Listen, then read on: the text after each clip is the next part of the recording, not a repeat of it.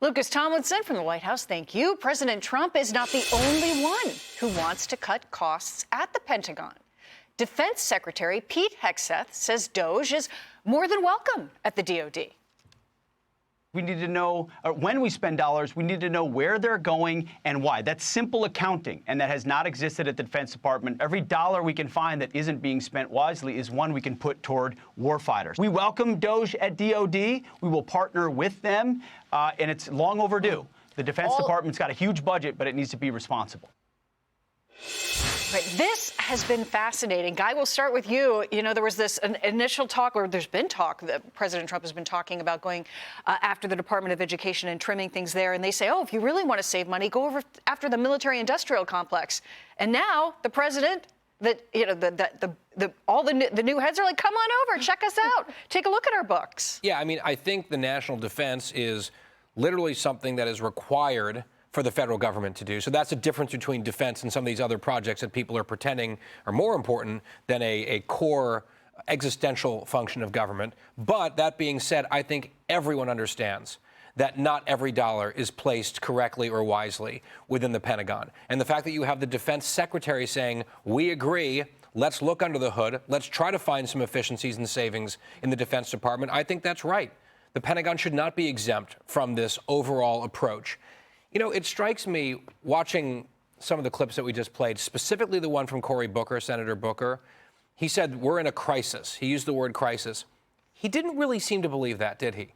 We're hearing that word that I think gets abused and overused. The Democrats currently are trying to attach it to this situation of people going in and trying to find some savings within our government and calling it a crisis. And it feels kind of half-hearted, like they don't quite actually internalize that. They're using the word anyway, but I don't think a lot of people are buying it right now. Yeah, and one of the challenges the Democrats have is what they have are words, because they don't have the power in the House, they don't have the power in the Senate. It'll be difficult for them to rein in some of this spending, although possibly they could have, their numbers could have some power in the Senate. But Charlie, what do you think? Well, I think it's the opposite of a crisis. I mean, who doesn't want to uncover wasteful spending? I say, DOGE, come to my house, check out my bank account, because I'd love to know where I can cut corners. I don't think there's anyone in the world who would say this is a bad idea, especially when you're talking about hundreds of billions of dollars like we are with the Department of Defense. I mean, Pete Hegseth has said he hopes in 4 years, not once, he hopes in 4 years that the DOD can pass an audit. Because so far they have not been able to historically.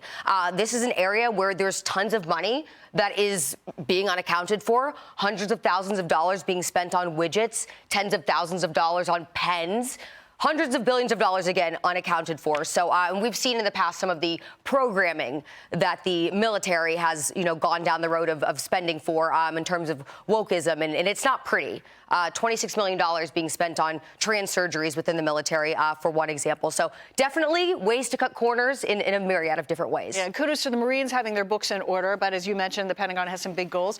Joey? Yeah, so the Marine Corps was able to pass an audit because they don't give us any money anyway. See, all the money goes to the Navy, and then they give us what little we need. Feed us, we're hungry. That's the Marine Corps. Yeah, when you look at the overall federal budget, this is discretionary and mandatory. When we say mandatory, there are certain things like Social Security or Medicare that they don't have to fight over every year. They're mandatory spending. Those things are the largest, well over 50% of what the federal government spends. Then the next largest piece of the pie is defense. Then everything else is kind of small. So when you have, I forgot who it was, it might have been whoever was interviewing, I think it was Secretary Rubio, going, well, it's only 1% of the budget. Well, ma'am, 1% of trillions of dollars is a lot. It's a whole lot. It's a big portion of our tax dollars. The reason why this is so important to find these cuts now is they want to pass a big bill that has tax cuts in it, and President Trump would like to have those tax cuts to be forever, to not be sunsetted. The reason why you have to balance that with cuts is because a tax cut bill without balancing your spending is a spending bill, because it creates interest, debt. And so this is all a part of the grander part, not grander scheme, but it's all a part of the policy decisions that Americans ask for. They ask for lower taxes. They ask to cut government waste. You have to do those in concert, or you'll end up just borrowing more money and costing us more money in the long run. Yeah, and transparency. And then part of this has been some of the things we're learning about how American taxpayers are being spent. So that's been part of what's been so interesting. Biden might be gone, but communities are still feeling the effects of his border policies. The Los Angeles Unified School District and the New York City teachers unions are now distributing red cards to illegal immigrants. They are about the size of a credit card, and they tell migrants how to interact with federal law enforcement officials. But maybe schools, perhaps, should be thinking about education, as 69% of fourth graders, 70% of eighth graders across the country do not meet the basic reading standards. And the numbers are just as bad when it comes to math. Thankfully, President Trump is taking a look at putting parents back in charge of their education. This was a big issue in the run-up to the election. He signed an executive order bolstering school choice. That has also been looked at as very controversial, with some of the teachers' unions across the country talking about this. We talked a little bit about it yesterday, but Joey, what are your thoughts tonight? Yeah, I don't understand fully the Department of Education issue. I don't think there's a lot of money to be found in the Department of Education. I've got friends that are principals, and one of my friends actually is in charge of finding the money to run the school district for what's called a Title I school district. That's ones that get the most federal funding. The majority of them actually perform very well. The reason why they get the money is that community is impoverished, or it's below a certain rate is below the poverty line. I think each state gets to decide majorly what they do with that money from the Department of Education. So I think the bigger sins are within states that are misallocating that money perhaps towards red cards or what have you. So I think that's a more intricate problem than just simply, hey, let's find some money and cut it. Yeah. Maybe some of the controversy comes from what the Department of Education focuses on, which in some part is low-income students and providing for them, and also students with disabilities. So when people are looking at the potential cuts and changes to the Department of Education, they worry about those two aspects, Charlie. Yeah, and it's a shame because I think a lot of the public schools where a lot of parents are forced to send their children are the schools that parents no longer feel safe sending their children because they don't have as much parental control over them anymore in these settings. I mean, you see kids in public schools being subject to woke indoctrination. You see the administrators, the teachers aiding and abetting the children of illegal immigrants, giving them these red cards, saying that, you actually don't have to answer your doors, don't answer to ICE.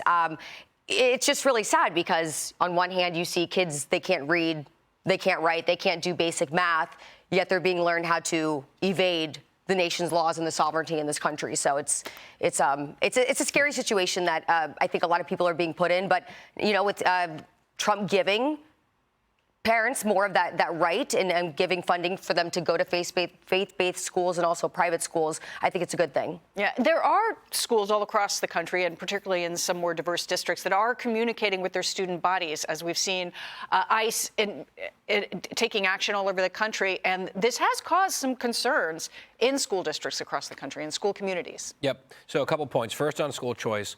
Most of the action, I welcome anything the feds are willing to do. They have some sovereignty, for example, over Washington, D.C. Trump can do what he did with the executive order, but the real action is in the states. And we've seen a lot of movement on that front in recent years. There's been a huge amount of progress there. Texas, I think, is right on deck here. It's time for Texas to finally get this done. A bill passed in the Texas Senate, and they can get that finished. And I know Governor Abbott has been a real leader on that issue. So hopefully that red state does what has to get done. I'd say belatedly, but better late than never. On this other issue of the red card, so-called red cards, I think where a lot of Americans probably come down on it is they say, you look at the educational outcomes on actual metrics that you were talking about, reading and grade level math and that sort of thing, and you look at the sliding nationally. We talked about this yesterday. 1 in 3 eighth graders in the country functionally illiterate right now. And you wonder what kind of school district is prioritizing this type of thing, evade the feds over the core basic job that they're supposed to do, which is educating kids. And the answer is the Los Angeles Unified School District. That's their priority. I remember during COVID, kids were locked out of schools in Southern California, but some of those teachers were showing up in person to teach the children of illegal immigrants. Yeah. The priorities in some of these places are completely out of whack, and this is probably Exhibit A.